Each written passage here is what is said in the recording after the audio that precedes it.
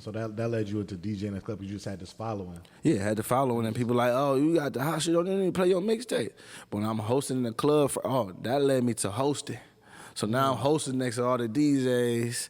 That's my, my peers, and on this side, so now I could try this record, and I could kind of do that. You know what I'm saying? So it built a different relationship with them, because it's different relationships. Like now, when you a person just trying to get your record played, it's okay. When you peer, it's a different one. You know what I'm saying? When you a customer, because a consumer, somebody calling inquiring about a service that you provide or you don't provide, but you want to get some money in. You know what I mean? Yeah. So it creates different scenarios. But overall, if you're an artist and want to get your music played, hit up a DJ, DM like, hey, I got a small budget to get my stuff in rotation, work with me, and let's move. Or if you got a big budget and you want to be priority, because obviously the bigger budget wins. You know what I'm saying? On the priority. No, not the biggest budget. Oh, don't let me get it twisted, because on my end, a person like me, it's not the biggest budget, it's the biggest relationship. But obviously if somebody pay you a lot of money, they want their shit like 4-5 times a night. That's where our market got to get to. And I ain't really said too much, but because I'm going to do a show too. I'm going to invite you. Everybody do a podcast, I'm going to invite to the show. I'm going to do a show. We just popping. And but the breaking of the music has always been my fight and talk and free local music campaign ever. So, and I'm one of the longest lasting. So on this side. And what separates me from all of them is that I'm a service to music and I make music. So I'm talent and I'm service and I'm freelancing. Okay, put it like that. I'm freelancing because you can just call me when you want. Okay, I want $500,000. Oh, you can't do that. Get somebody for $250. Well, okay, cool. At the end of the day, the artist still gonna be at my studio. Like, it's still money all over the board, so that's why I never get tripped, because I'm still getting money all over the board. Or I used back in the day, or coming soon too, I got a lot on the table, commercials. Well, I'm not doing nothing there, because whatever they want to put their people in a position. I understood that early on. You can't understand. Let me tell people, you can't understand a lot under the influence. So that's why I stopped drinking too. Like, I'm too cluttered. And hold on, man. Smoke weed, yeah, cool. But even weed, I'm gonna be cool on a little bit in a minute. You know what I'm saying? To get this 10 million, because I'm finna raise 10 million for what I got envisioned in my head. Yeah. So whether it's a big investor, if it's an investor that want to come and get in this brain and open up this market that I know better than anybody, and I know better than anybody how to go scale it. And if you know what that means, if you know, you know. But 10 million, man, let's open up the door. 8-figure deals, all 23, 24. Right. So when you're talking about relationships, how would you suggest an artist builds those relationships with DJs and with people like you? Like me is different. Like me is the best way. I tell people the cheat code for right now when I'm recording people at like how I am is book a session. Like we start off at 100 an hour over there.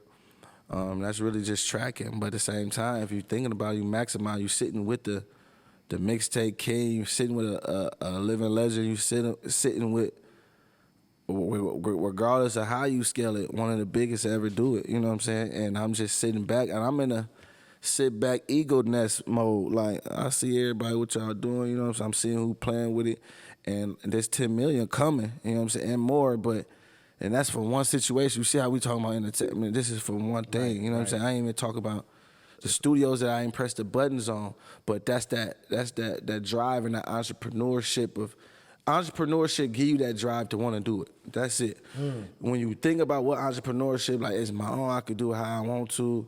It's a lot to go with it. I filed my taxes, everything, that's cool, but I'm behind because it's just me. But at the same time, I'm comfortable enough to know when I press this button, it's going to be crazy because I'm too lethal with it. I'm too on the ground level. I got billboards and trucks and that I put my truck on ice for a minute with the speakers on the outside and all that. I'm finna come strong this quarter.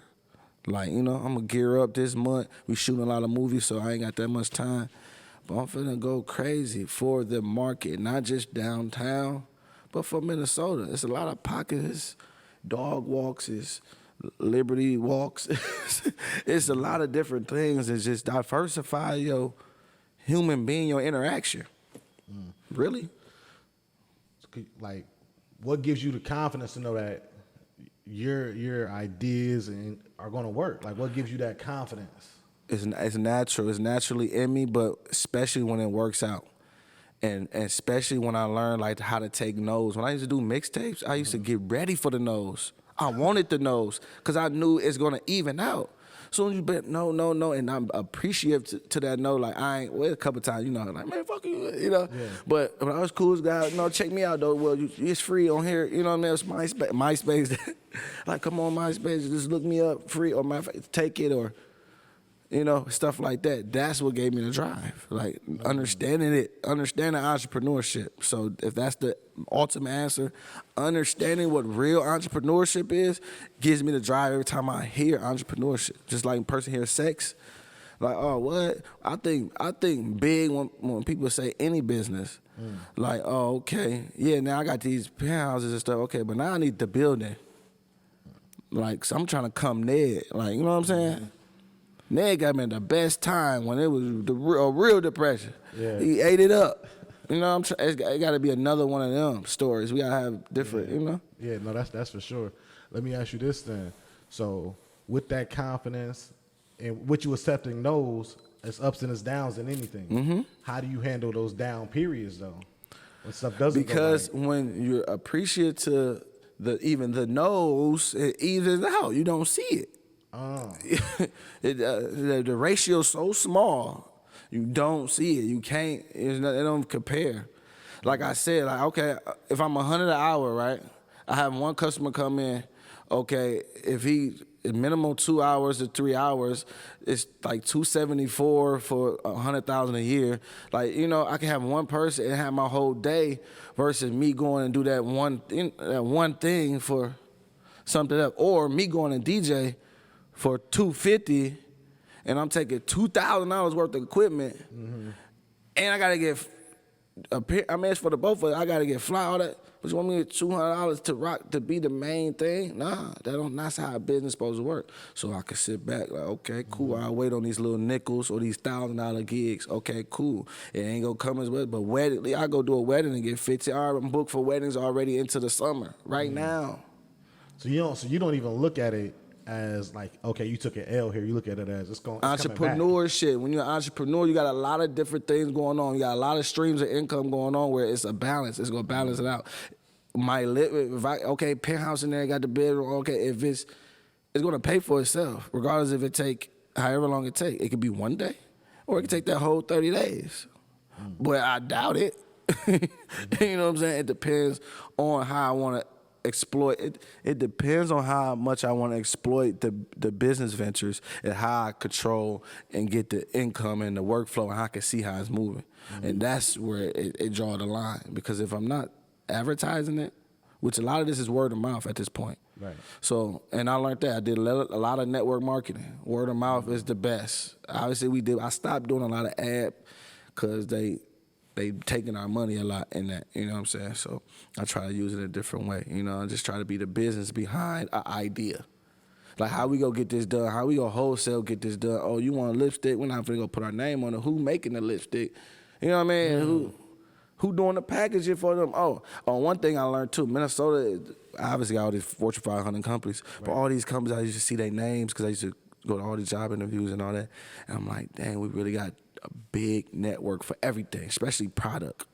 Like anything plastic, plate, like anything, like a lot of plate CDs. I found the biggest network in Minnesota ever. Like, oh wow, y'all distribute to all the record labels every day. They buying from y'all, and we right here. Well, I'm getting the same prices. I'm getting these at like $7. Well, back there probably like 50 cents a CD. Come on now, ready to go, package ready to go. There go the other one. The profit margin. Profit margin, yeah.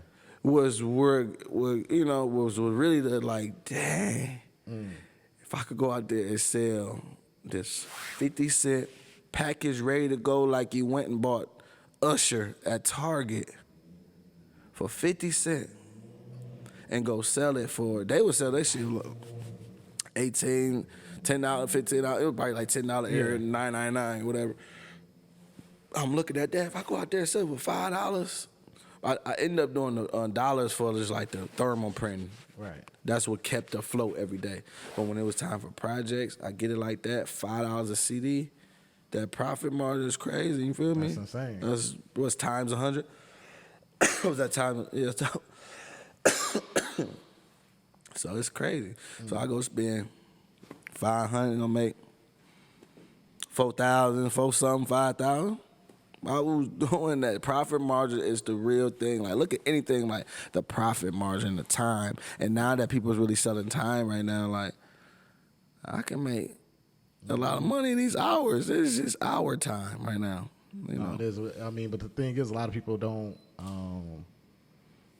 They don't realize. Okay, whether it's ups or downs, you got to keep going. Which is what you kind of just said is what it is. Yeah, you gotta keep, like, I ain't gonna lie, everybody go through something. Like, even right now, like, it's a lot on my shoulder because it's like, okay, I got it going on, but you just gotta step back, take a breather, like, ooh, okay, what's going on? Like, I'm finna go on this fruit fast diet and everything just to put my body in a real detox to see these new levels, or open up these new levels in my mind, you know, and stuff like that, because by default, this is like this. Like, there's no effort. Even music, all that, like, it's just effortless. Like, you know, it's really like that. Like, you know, like all them songs, it's timeless a little bit. It really sound good to me because I know if the ones that was like a year, 2 years old, or beats that was like 4 years old or 3 years old, you know, and that came to life right now, I'm like, wow. Like, to see all that and to feel good, the energy around it was create these projects. It's not me just, it's not me just want to put together music back, you know. It's me really like seeing what fits and like, okay, cool, it's time to put out an album. What you got? Okay, boo, I need to get that mix. Oh, I need a couple more records. Okay, then I put some records together real quick too, and create that vibe, you know. Right. And so going back to just like what you said, making the music and stuff like that, I mean, you put all that together yourself. So you produce it all, engineer it. You record everybody that's on the album, right? Yes. How did you figure all that out? Like, I had a studio since, like I said, I had a studio since I was like 19, And you just played 18, around or with it? 17. I had studios in the crib. Yeah, so I already knew how to record, but then I serviced out for everything for a lot of people. So I'm learning from everybody, a sponge. Right. And then I'm figuring out, like, man, who really ain't who. Then I'm learning out who it ain't in and who is just on. Like, you could just hash something and you just be like, okay, I could do it. Like, boy, But then I'm learning the different ones and like, okay. And I'm like, okay, I could do this. Let me just do it. And then I had it because we already was doing it. So we already was ahead of a curve a little bit. And then we was going through all the trials and tribulations of, you know, trying to open up and just different marketing strategies. And I built some relationships from there that I still got to this day from even that little piece right there that's very valuable into my life as an entrepreneur. You know, shout out to Quick Copy in St. Paul. Like, Black, he's like the Black Jeff Bezos to me. You know what I'm saying? To everybody, you know what I'm saying? From wholesaling and stuff like that. So when you like that, you acquire conversations Wi-Fi with people and the vibe and all that's real. So I get a lot of game from everybody being a sponge, you know? You ain't got to listen to everything everybody say, but, you know, just take it in, hear it. You know, every play back in your head if it was meant to be, for sure. So it wasn't, because I know a lot of people, whenever they running something, they're like, okay, I want to cut costs here, here, here, so I just might as well just learn how to do everything. No, that's people that's just in it. I mean, you know what I'm saying? It's on me. It's like, it's on me and it's in me. So if niggas like that, it's like, I could do it. It's on me because I'm going to go and do it in anybody's studio. It's in me when I'm doing it to myself. I created my own sound. So that's why Stadium Sounds is the studio name over there. Like, I created the vibe, my channel. Even when the stadium was built, like, that's when it kind of was the studio was built. You know what I'm saying? So I channeled that energy with it. It's right there. You know what I'm saying? Got the best view of the AK ATM Studios next door. Shout out to them. They got a lot going on. Taste Supreme. Joey just dropped a project. You know it. A lot of them be over there. But it's just the vibe that we got right now. Me doing it so long, a lot of people can't touch it. Like, you know, and you learn that after a while. Like, man, people don't last either. People don't last. So when you don't last, you really can measure. Yeah. It's all about measuring, man. It's the same thing. You know what I'm saying? So if I can't. So when I'm saying I'm learning stuff from people, it's not like a real learn because I'm not like just doing that. I just learned the habits to even acquire the learning process of anything. Right. Okay, got vending machines. Okay, it's a couple I gotta go fill, but then now I'm learning the problems of people breaking it in. You know what I mean? I'm just acquiring the habits of. I'm not gonna think like I went in there like nobody even break it the first day. Wow. Somebody peeled 2 of them. But yeah, you're right. That's now I know, and I can put a camera, and I know, you know, by being in the environment, you know what I'm saying? So right now it's like you just gotta stay ahead of the game. You know what you really want to do. Anybody out there that want to be an entrepreneur, if you think about a job, just think about how you could, you know, be that job. You know how you could, how can you service out? Being a service, if you're an artist, just be a service to something. That balance your life out because these prices is high. Like I just said, it's $100 an hour. That's really just tracking. A lot of people don't really break it all the way down when it comes to studio stuff, you know, because people think they're supposed to get the mix and master and all that in an hour. Like, get your ass out of here. No, that's not how it go. So how does it go? How does that break down? So really it goes, you come in and you with a producer, you come in, you find a sound, you get a starting point, and that's tracking. Mm-hmm. You know, it's up to the engineer if he gonna be really mixing as he go, because he, you know, bored of finding a sound, or it's just my standard. Like, it gotta sound good when you leave here. They're like, damn, where you do that at? Oh yeah, I just did that an hour. And then people still can measure of how good, if it's something loud or whatever. Mm-hmm. If it's a flaw in there, it's enough where they're like, oh yeah, we just did that in an hour. You know what I mean?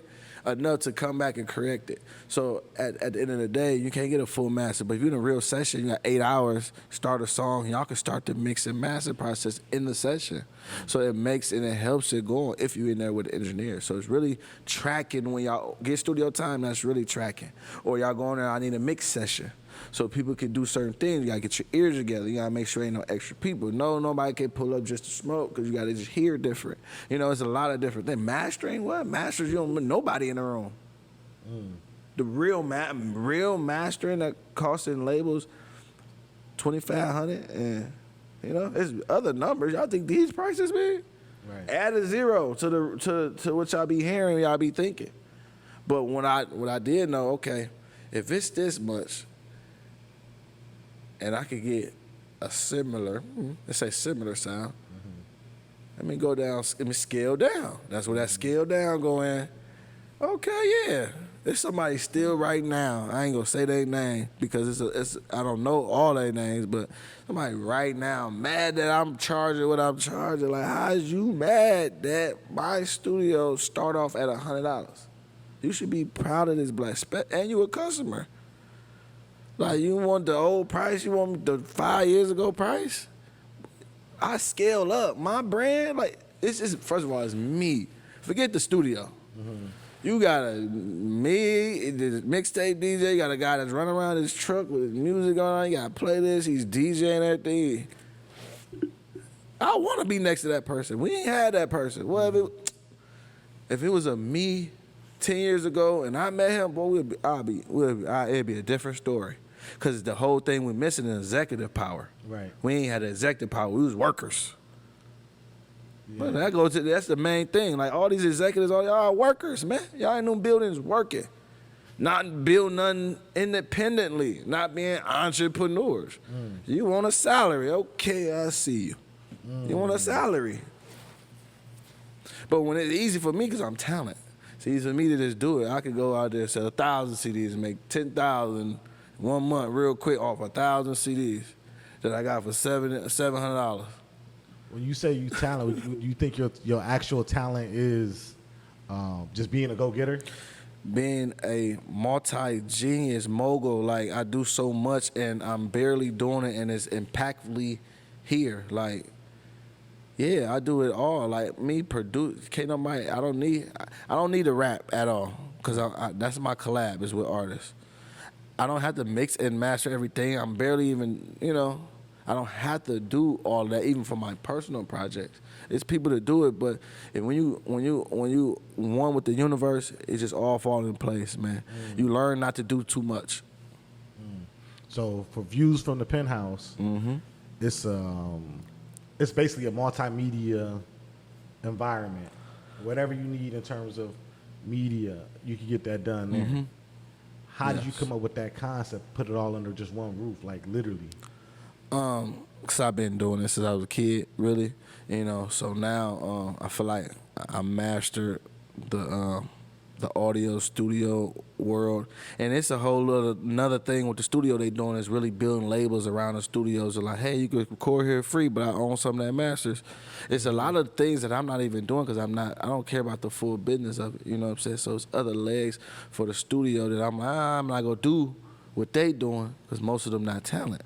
So I'm gonna go do this. So I'm gonna make sure I got a album, a mixtape album, because I love mixtapes. So I make sure I got a mixtape album fully produced for me. It's like a resume. So that he coming like that. He got them different flavors. Yeah. So the next leg will be me getting in the studio and drop that bag and we can make some happen because it's all organic. That's what I'm pushing. It's all organic, man. I get in the studio and make all this. I don't do no premeditated songs at all. And what I mean by that is me as a producer sending the artist a beat like, hey, check this out. Actually, I did it for Mac Turner, but I wanted him to get on this project because he a part of the energy with all this, and I just want to make sure he was in it, but he heard the beat in the studio, but he couldn't do it right there in that moment. So I just sent it to him. But other than that, I don't try to do that. I try to create the vibe in the studio, and let's make magic. And then we go know if it's a hit in the vibe right there, like, oh, that shit hard, or, yeah. And the way they treat music right now, that's another thing I study, human behavior. Like, the way y'all treat music, why am I doing so much for this music? Y'all don't even give a fuck like that. What do you mean? What do you mean? The average listeners don't care about music like that. They're not really like, they're not dissecting music like, oh, that ain't sound right. They're not really dissecting like the workers, our peers. Like, as an engineer, I'm gonna hear something like, oh, man, that bass was a little muffled. The average person don't know that. The average person not hearing it like that. Their ears not even developed like that. They don't even have that, that type of ear to really detect certain, you know what I'm saying? So, scaling down. That's part. Remember, scale down. If y'all don't really take it, there's a lot of different ways you can scale down, but just go look at scale down and go read scale down. Go look up some YouTube videos like scale down, because sometimes people, we be trying to get it popping and go. Now you just scale down real quick and just charge back up. It's like the clutch. You know how you got to go down. Yeah. So you just got to scale down real quick, and see like, okay, how I'm gonna do this. And do it in another level, because now you're understanding the friction point of it. So how did you? So this scaling down.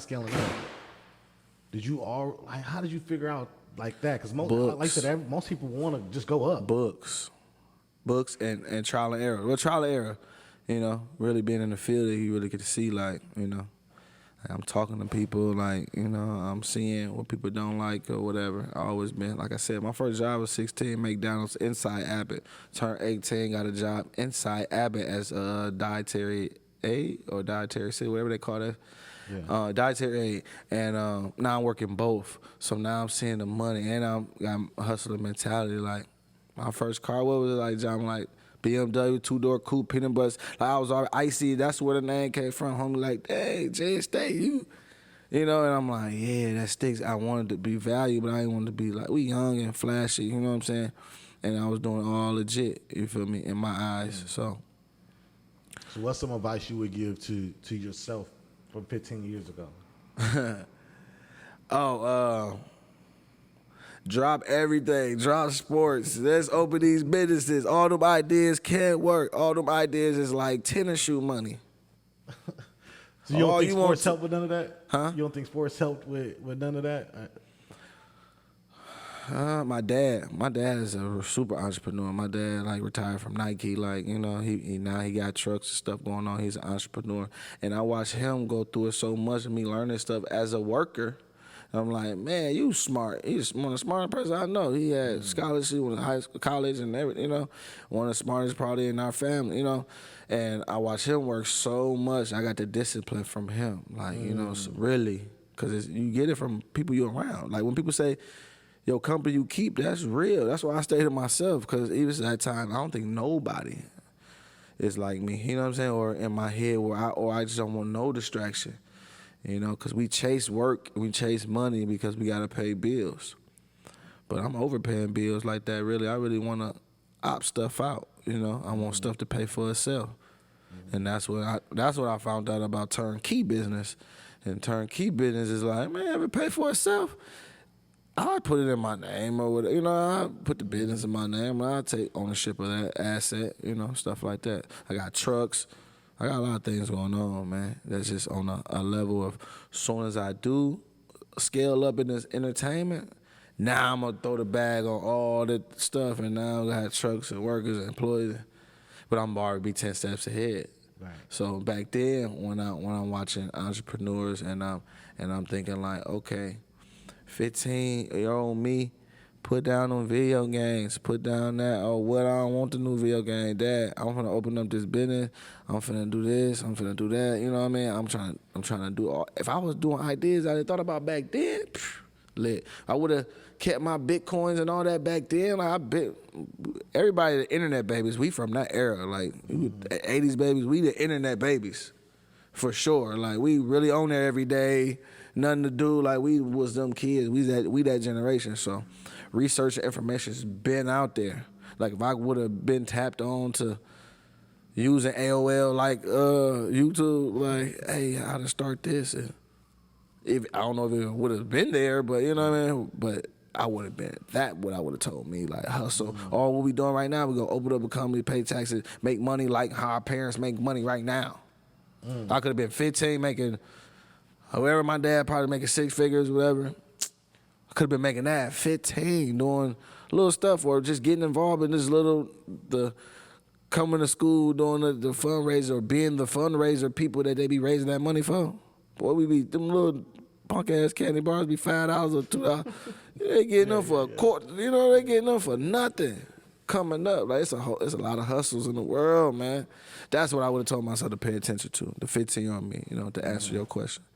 I would have been like, open up, like, all this, boy, I'm back from, that's my new thing too. So my mixtape series, I'm gonna do another like mixtape series to attribute to my mixtape series, album series, whatever you wanna call it.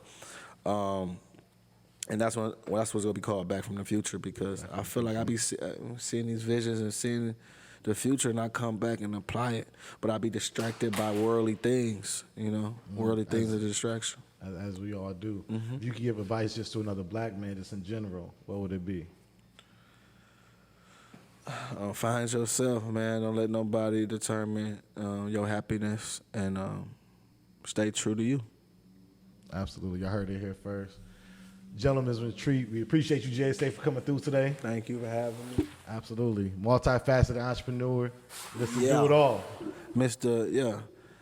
Y'all go check out that new album too, Gatekeeper 2. Go listen to the one. Go listen to A Tale of Two Cities. And I got a Minnesota album. I'm going to do the part 2 next winter. Minnesota part 2 coming out. But Gatekeeper 2 is featuring all new artists, Minneapolis, St. Paul. And like I said, we put together an amazing hour project, and check it out. The movie coming soon. We go, that movie gonna be crazy. But the movie we're working on right now, I want to shed light on is what is it called? A Long Story Short. Long Story Short.